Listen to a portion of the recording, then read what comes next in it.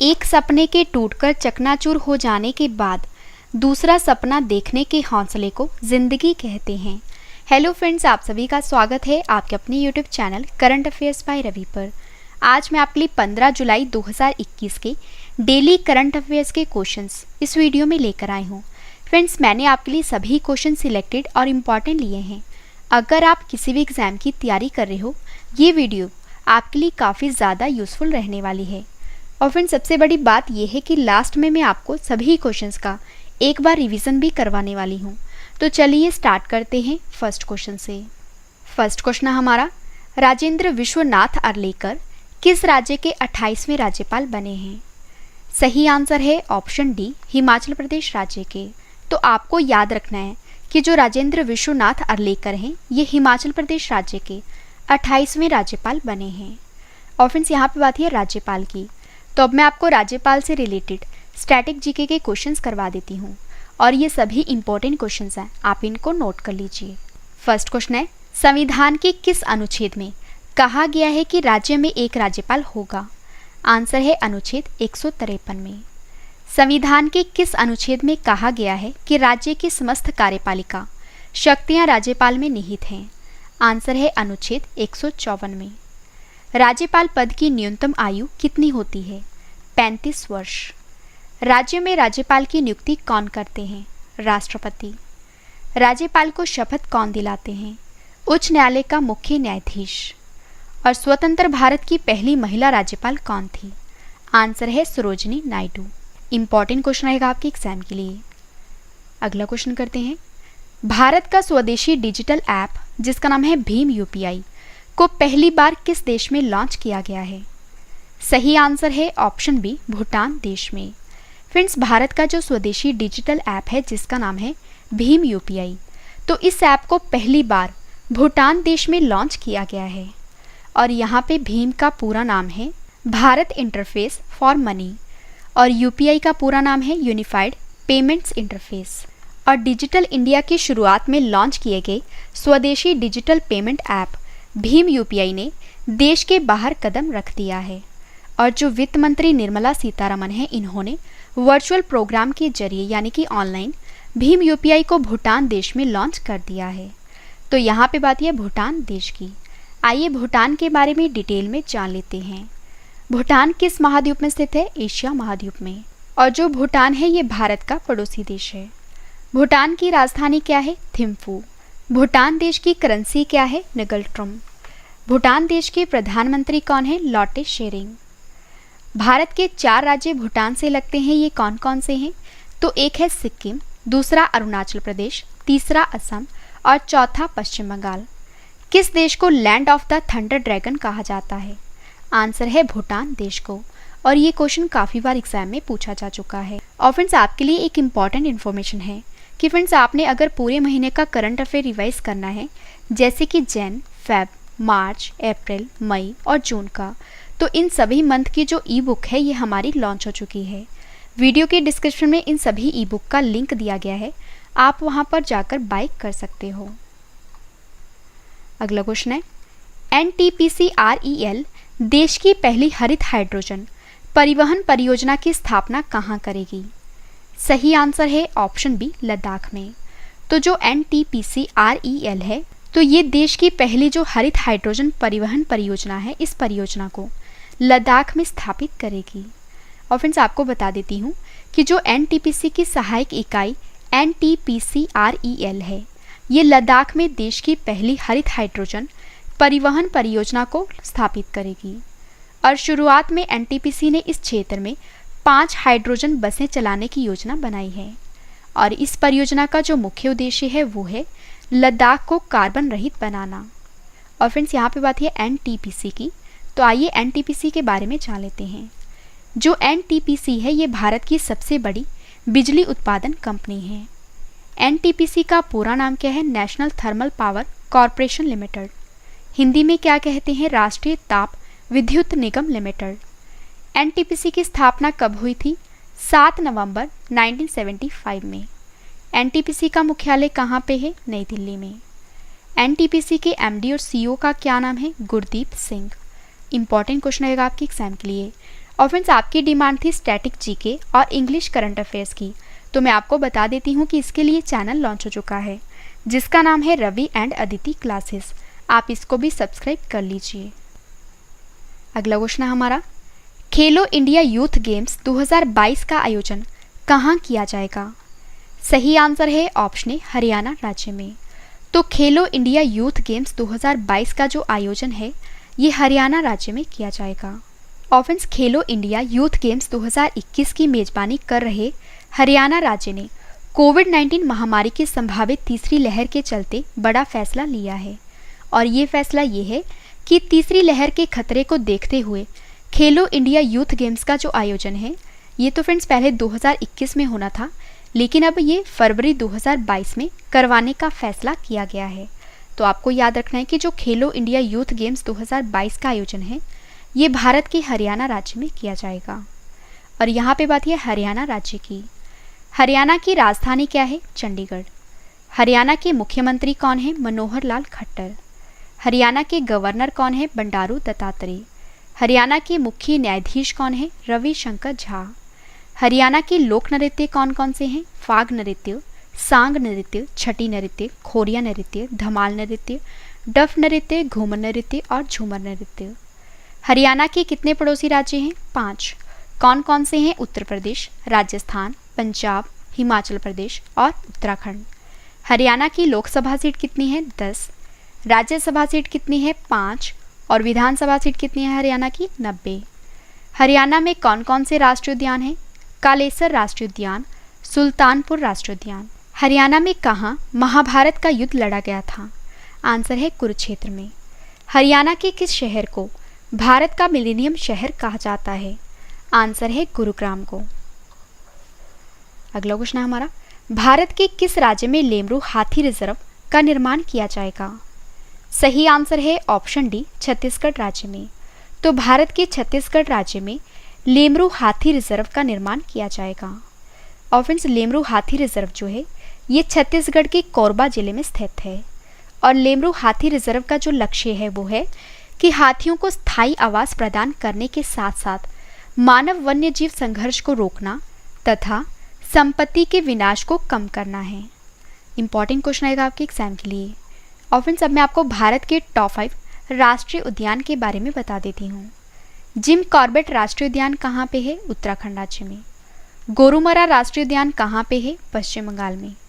महात्मा गांधी राष्ट्रीय उद्यान कहाँ स्थित है? अंडमान निकोबार में। संजय गांधी राष्ट्रीय उद्यान कहाँ स्थित है? महाराष्ट्र राज्य में। भारत का सबसे बड़ा राष्ट्रीय उद्यान कौन सा है? Hemis high altitude national park, और ये कहाँ पे है? लद्दाख में। और फ्रेंड्स इन सभी क्वेश्चंस के बाद जो मैं आपको रिवीजन करवाने वाली हूँ, रिवीजन वाला पार्ट आपके लिए काफ़ी इंपॉर्टेंट है। और इसके बाद है स्टैटिक जीके का सेट।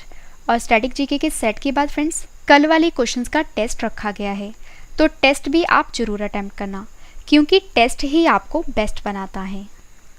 अगला क्वेश्चन है हमारा, भारतीय नौसेना में 10वां पनडुब्बी रोधी युद्धक विमान जिसका नाम है P-8I को शामिल किया गया है। बताइए इसका निर्माण किस कंपनी ने किया है? सही आंसर है ऑप्शन ए बोइंग कंपनी ने। तो फ्रेंड्स भारतीय नौसेना में 10वां पनडुब्बी रोधी युद्धक विमान जिसका नाम है P-8I को शामिल किया गया है और इसका निर्माण बोइंग कंपनी ने किया है। और भारतीय नौसेना को अमेरिका स्थित एरोस्पेस कंपनी बोइंग से 10वां पनडुब्बी रोधी युद्धक विमान P-8I प्राप्त हुआ है। और जो P-8I है ये एक लंबी दूरी की समुद्री टोही और पनडुब्बी रोधी युद्धक विमान है और अमेरिकी नौसेना के द्वारा उपयोग किए जाने वाले P-8A पोसीडन का एक वेरिएंट है। तो फ्रेंड्स यहाँ पे बात है भारतीय नौसेना की। आइए भारतीय नौसेना के बारे में जान लेते हैं। भारतीय नौसेना का मुख्यालय कहाँ पे है? नई दिल्ली में। भारतीय नौसेना दिवस हर साल कब मनाया जाता है? 4 दिसंबर को। भारतीय नौसेना के अध्यक्ष कौन है? एडमिरल करमवीर सिंह। मालाबार नौसेना अभ्यास किन 2 देशों के बीच आयोजित होता है? आंसर है भारत अमेरिका और जापान और ऑस्ट्रेलिया के बीच। INS करनाज को भारतीय नौसेना में शामिल किया गया है। बताइए यह क्या है? पनडुब्बी। जो भारत का पहला एयरड्रॉप कंटेनर है सहायक NG को किसने विकसित किया है? तो आंसर है DRDO और भारतीय नौसेना ने। अगला क्वेश्चन है हमारा, बृहस्पति ग्रह से जुड़े ट्रोजन क्षुद्र ग्रहों के लिए नासा अपना पहला मिशन लॉन्च करेगा। तो बताइए कि इस मिशन का क्या नाम रखा गया है। सही आंसर है ऑप्शन ए लूसी। तो फ्रेंड्स, बृहस्पति ग्रह से जुड़े ट्रोजन क्षुद्र ग्रहों के लिए जो नासा कंपनी है, जो कि अमेरिका की कंपनी है, ये अपना पहला मिशन लॉन्च करेगी और इस मिशन का नाम है लूसी। और बृहस्पति ग्रह से जुड़े ट्रोजन क्षुद्र ग्रहों के लिए नासा अपना पहला मिशन भेज रहा है और लूसी नामक यह अंतरिक्ष यान जो है ये अक्टूबर 2021 में लॉन्च होने वाला है। इस स्पेसक्राफ्ट का नाम लूसी है और जिसका शाब्दिक अर्थ है मानव पूर्वज के जीवाश्म कंकाल से संबंधित है। और फ्रेंड्स, यहाँ पे बात है नासा की, तो आपको पता होना चाहिए कि जो नासा है ये अमेरिका की स्पेस एजेंसी का नाम है। नासा का पूरा नाम क्या है? National aeronautics and space administration. Hindi में क्या कहते हैं? राष्ट्रीय वैमानिकी और अंतरिक्ष प्रबंधन। नासा की स्थापना कब हुई थी? 29 जुलाई 1958 में। नासा का मुख्यालय कहाँ पे है? वॉशिंगटन डीसी में। नासा के प्रेजेंट में अध्यक्ष कौन है? Bill Nelson. नासा का मोटो क्या है? For the benefit of all. और ये क्वेश्चन काफ़ी बार एग्जाम में पूछा जा चुका है। नासा के सूर्य मिशन का क्या नाम है? सनराइज। ऑफन अगर आपसे एग्जाम में पूछा जाता है कि नासा ने किसके अध्ययन के लिए मैसेंजर सैटेलाइट को लॉन्च किया है? आंसर है बुध। नासा के किस मिशन में पहली बार मनुष्य चंद्रमा पर पहुंचा था? आंसर है अपोलो प्रोग्राम के तहत। मैरी डब्ल्यू जैक्सन के नाम पर किसके मुख्यालय का नाम रखा गया है? नासा का। भारतीय मूल की किस लड़की ने नासा के पहले मंगल हेलीकॉप्टर का नाम सुझाया था? आंसर है वनिजा रूपानी ने। और ये भी क्वेश्चन काफ़ी बार एग्जाम में पूछा जा चुका है। अगला क्वेश्चन है हमारा, the struggle within a memoir of the emergency पुस्तक लॉन्च हुई है। इस पुस्तक को किसने लिखा है? सही आंसर है ऑप्शन डी, अशोक चक्रवर्ती ने। तो अशोक चक्रवर्ती ने एक नई बुक लिखी है और इस बुक का नाम the struggle within a memoir of the emergency है। फ्रेंड्स, अब मैं आपको top 5 books and authors current affairs बता देती हूँ। Karunanidhi a life in politics book को किसने लिखा है? संध्या रविशंकर ने। Manohar Parrikar brilliant mind and simple life book को किसने लिखा है? नितिन गोखले ने। Names of the women book को किसने लिखा है? जीत थाइल ने। Escaped true story of Indian fugitive in London book को किसने लिखा है? दानिश और रूही खान ने। युवा Bharat the heroes of today book को किसने लिखा है? देवीर सिंह भंडारी ने। अगला क्वेश्चन है, देश का सबसे बड़ा सौर ऊर्जा पार्क कहाँ बनाया जाएगा? सही आंसर है ऑप्शन सी, गुजरात राज्य में। तो जो देश का सबसे बड़ा सौर ऊर्जा पार्क है ये कहाँ पे बनाया जाएगा? गुजरात राज्य में। और नेशनल थर्मल पावर कॉरपोरेशन यानी कि एनटीपीसी ने गुजरात के खावदा में देश का सबसे बड़ा सौर ऊर्जा पार्क बनाने जा रही है। और फिर जो एनटीपीसी कंपनी है ये 4750 मेगावाट क्षमता वाला सौर ऊर्जा पार्क स्थापित करेगी और वर्ष 2032 तक एनटीपीसी ने देश की नवीकरणीय ऊर्जा क्षमता 60 गीगावाट तक करने का लक्ष्य रखा है। इंपॉर्टेंट क्वेश्चन रहेगा आपके एग्जाम के लिए। और फ्रेंड्स, हमारे जो क्वेश्चन की टाइप है वो है देश का सबसे बड़ा। तो देश का सबसे बड़ा सौर ऊर्जा पार्क ये गुजरात में स्थापित किया जाएगा। और अब मैं आपको देश का सबसे बड़ा इससे रिलेटेड टॉप 5 स्टैटिक जीके के क्वेश्चंस करवा देती हूँ। भारत का सबसे बड़ा पार्क कौन सा है? हेमिस पार्क। भारत का सबसे बड़ी नदी द्वीप कौन सी है? माजुली द्वीप। क्षेत्रफल के अनुसार भारत का सबसे बड़ा राज्य कौन सा है? राजस्थान। भारत का सबसे बड़ा चिड़ियाघर कौन सा है? Shri Venkateswara zoological park. क्षेत्रफल के अनुसार भारत का सबसे बड़ा जिला कौन सा है? लेह। और फ्रेंड्स, पहले कच्छ हुआ करता था जो कि गुजरात राज्य में है, लेकिन फ्रेंड्स अभी क्षेत्रफल के अनुसार जो भारत का सबसे बड़ा जिला है वो है लेह। लास्ट क्वेश्चन करें इस वीडियो का और इसके बाद है रिवीजन पार्ट। विश्व बैडमिंटन चैंपियनशिप 2026 की मेजबानी कौन सा देश करेगा? सही आंसर है ऑप्शन डी, भारत। तो विश्व बैडमिंटन चैंपियनशिप 2026 की जो मेजबानी है ये भारत करेगा। और चीन के शुजोउ में 2023 में BWF विश्व मिश्रित टीम चैंपियनशिप का आयोजन होगा। और फ्रेंड्स, जिसकी मेजबानी जो है ये पहले भारत को सौंपी गई थी, लेकिन फ्रेंड्स भारत ने 2026 में BWF विश्व चैंपियनशिप की मेजबानी स्वीकार कर ली है और ये दूसरी बार होगा जब भारत इस प्रीमियम टूर्नामेंट की मेजबानी करेगा और जो फ्रेंड्स ओलंपिक वर्ष को छोड़कर हर साल आयोजित किया जाता है। और भारत ने हैदराबाद में साल 2009 में अंतिम बार BWF विश्व चैंपियनशिप की मेजबानी की थी और सेकेंड टाइम करेगा 2026 में। इंपॉर्टेंट क्वेश्चन रहेगा आपके एग्जाम के लिए। फ्रेंड्स, अगर आपको ये सभी क्वेश्चन बाद में भी पढ़ने हैं तो आप हमारी वेबसाइट से पढ़ सकते हो। हमारी वेबसाइट है www.ravistudyIQGK.com। और वीडियो आपको कैसी लग रही है, मेरा आपको पढ़ाया हुआ कैसा लग रहा है, ये आपने कमेंट करके ज़रूर बताना है। फ्रेंड्स, मैंने आपको ये 15 क्वेश्चन फुल डिटेल में करवाए। अब इस वीडियो का सबसे बेहतरीन पार्ट है वो है रिवीजन। तो रिवीजन स्टार्ट करने से पहले फ्रेंड्स मैं आपको बता देती हूँ कि इस वीडियो का जो डिटेल वाला PDF है ये आप वीडियो की डिस्क्रिप्शन या हमारे Telegram channel current affairs by Ravi पर डाउनलोड कर सकते हो। तो चलिए स्टार्ट करते हैं फर्स्ट क्वेश्चन से। फर्स्ट क्वेश्चन है रिवीजन का, राजेंद्र विश्वनाथ अर्लेकर किस राज्य के 28वें राज्यपाल बने हैं? आंसर है हिमाचल प्रदेश राज्य के। अगला क्वेश्चन है रिवीजन का, भारत का स्वदेशी डिजिटल ऐप भीम UPI को पहली बार किस देश में लॉन्च किया गया है? आंसर है भूटान देश में।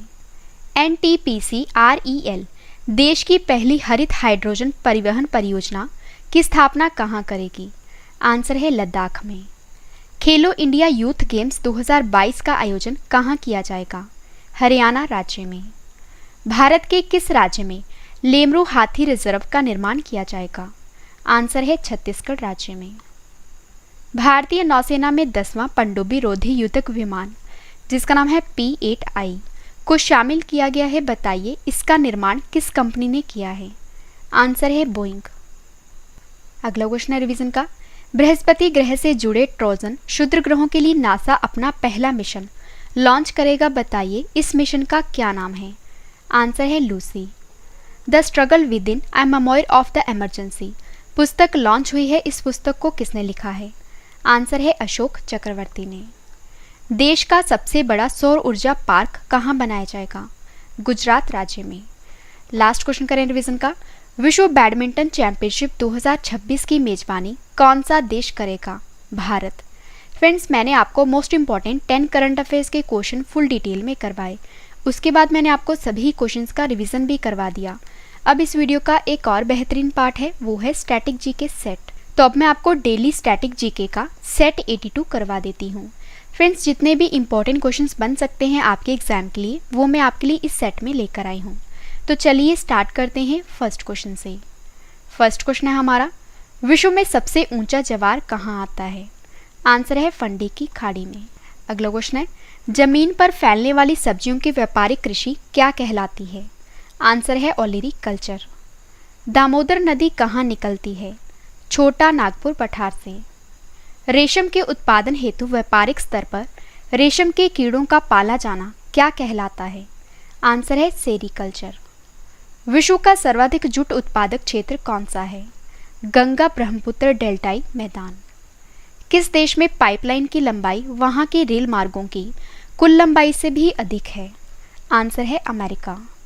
अगला क्वेश्चन है, सवाना घास का मैदान कहाँ है? आंसर है अफ्रीका में।